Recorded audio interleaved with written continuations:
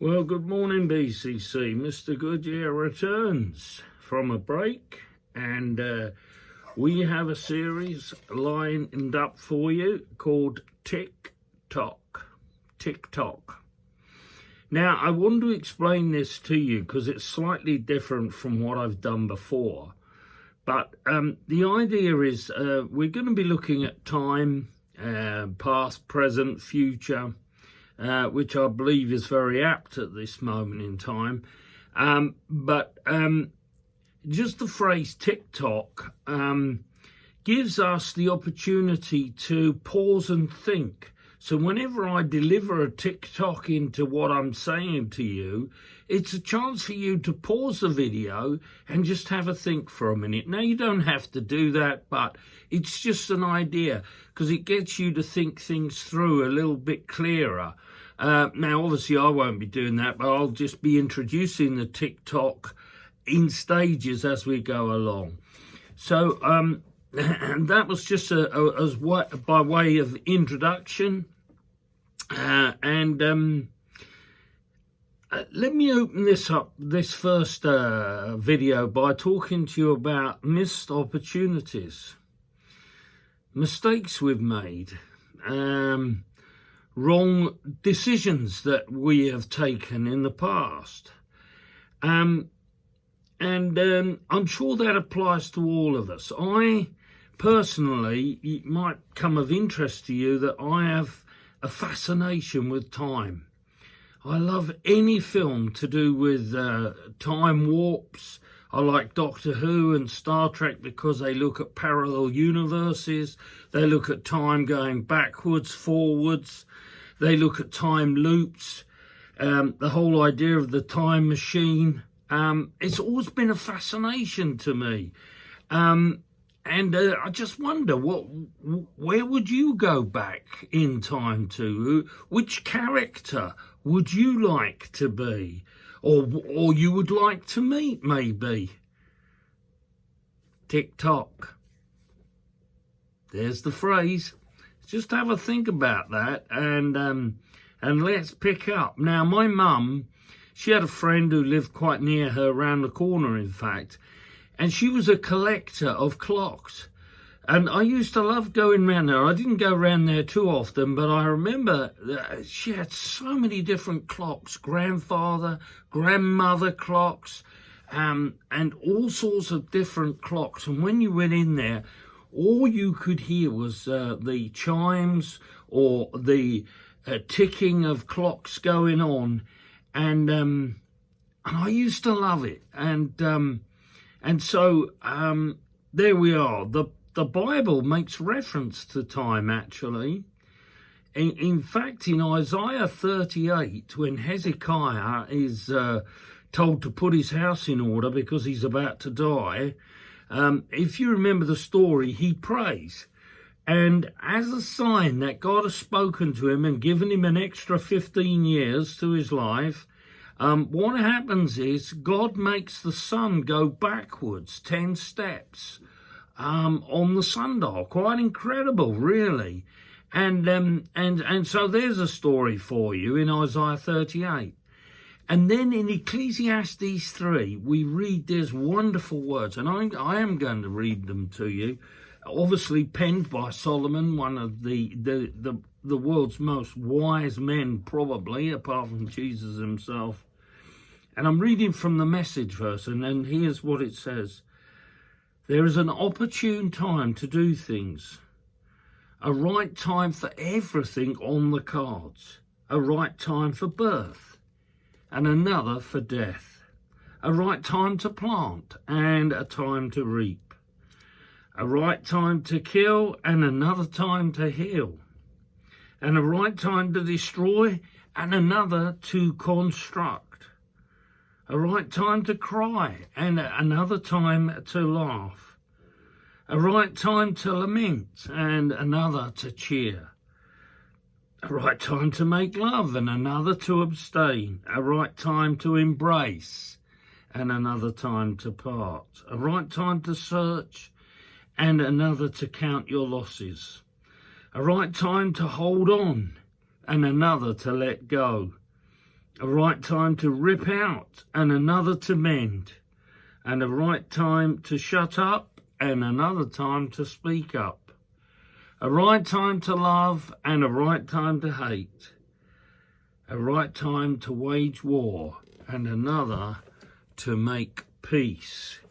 So there is a time for everything. What I find interesting in there is a reference to a right time to embrace and a right time not to. And I don't know if you're anything like me, one of the things I've found difficult at the moment is this idea of not embracing people because of the COVID situation. I find that quite difficult, to be truthful with you.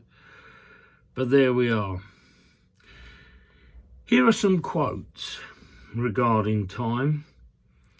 The most powerful warriors are time and patience. Now, Tolstoy said that in War and Peace. Time waits for no one. Lost time is never found again. Benjamin Franklin. Time is the most valuable thing a man can spend. Wow, tick tock. Tick tock. We kill time. We save time. We get robbed of time. Time is precious. We get caught up in the moments.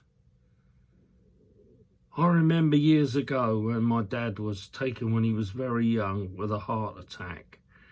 I remember the day of the funeral, and I just wanted the whole world to stop. I wanted everyone to take notice that Dad had died, but in actual fact what went on was the world went on, and I was pretty angry about that. I wanted people to recognise Dad had died. And there's just times when we want to freeze moments, great moments, when we'd like to freeze those feelings. And there are other times when we just want to move swiftly on because we don't want to go down those routes. It's quite interesting. We live in this instant society, and I've mentioned this many times. We have internet access. You can cook meals in the microwave. It's quite interesting. I heard a survey more recently that so many people now don't know how to cook, how to bake, how to do those simple things. And it's because that they can stick things in the microwave or they can just heat things up in the oven. That is the society we live in. We live in this instant society where everything is at our fingertips. I want to say this to you in this first episode. God's timing is perfect. We might not think so sometimes, but it is.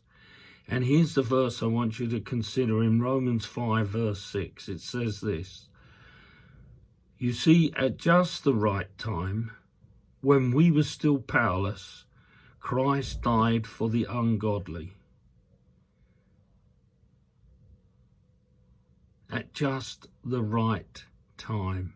God's perfect timing. There have been several occasions recently when I've tried to get these videos down. I've had the material for a while now, and it just hasn't come about, and I've got frustrated and I think, God, look, you know, you've given me this and I want to get it done. But God reminded me that it's his timing that is so crucial, that is critical. And I can't help but thinking as we heading towards another lockdown this week, that maybe it's linked into that in some way. It's frustrating when it seems that heaven is silent. We want God to act. We want him to do something. We have difficult circumstances. COVID seems to be rearing its head again, which is why we have the lockdown. And we pray and we ask God for a vaccine and we ask God to help us and to heal our land. And it seems that heaven is silent. Tick tock. Tick tock. Well, difficult circumstances, and when heaven is silent, it's never easy. But there is a right time, friends, and God's timing is perfect. And it will be sorted out, and it will be dealt with, and there will be results from it, and there may be changes in our social lives, in the way we conduct things in the future. We've seen developments in the way that the church meetings are run and how we're getting on with that. And I'm sure some of us are very angry about what's going on, and you get frustrated. If you're anything like me, I'm no different from any of you. Please don't think I am. I get very frustrated and upset. But I do know from experience that God's timing is perfect. Oh, hallelujah. This morning, let us rest in that. In this instant world, let us rest in the fact that God's timing is there for each and every one of us. In the next episodes that I'm going to bring to you, we're going to look at the life of King Saul. In the Old Testament. And you may straight think that's a strange character to choose, and maybe it is. He's not everyone's popular choice as a Bible character. When I mentioned earlier, would you want to go back and meet King Saul? Well, maybe many of you wouldn't. But the fact of the matter is, there are a lot of lessons we can learn from the life of King Saul, and we're going to look at the past and the future. And then we're going to bring things right up to date with the present to finish off with, and look at ways in which we can live in the present. We're not called to live in the past, and we're not called to be obsessed with what's going to come and worry ourselves sick about the way things could move and go forward. We're called to rest in God, to believe in His perfect timing. And in the present, there are ways in which we can help each other and bless each other and see God move.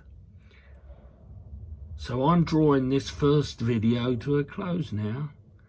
Tick tock, tick tock. Just remember, you have the ability to freeze this frame and just think about, if there's something I've said that's caught something in your heart, if it's registered something, if you thought, yeah, I need to think a bit more, then just pause the video and then pick it up again. But this is my idea with the TikTok series, that if I say something, freeze that video and say, yeah, I need to think about that. Let's get back to it afterwards. Don't be obsessed with getting through something just for the sake of it. Let's use our time wisely. Let's realize that God's timing is perfect. Hallelujah. I look forward to our next chat.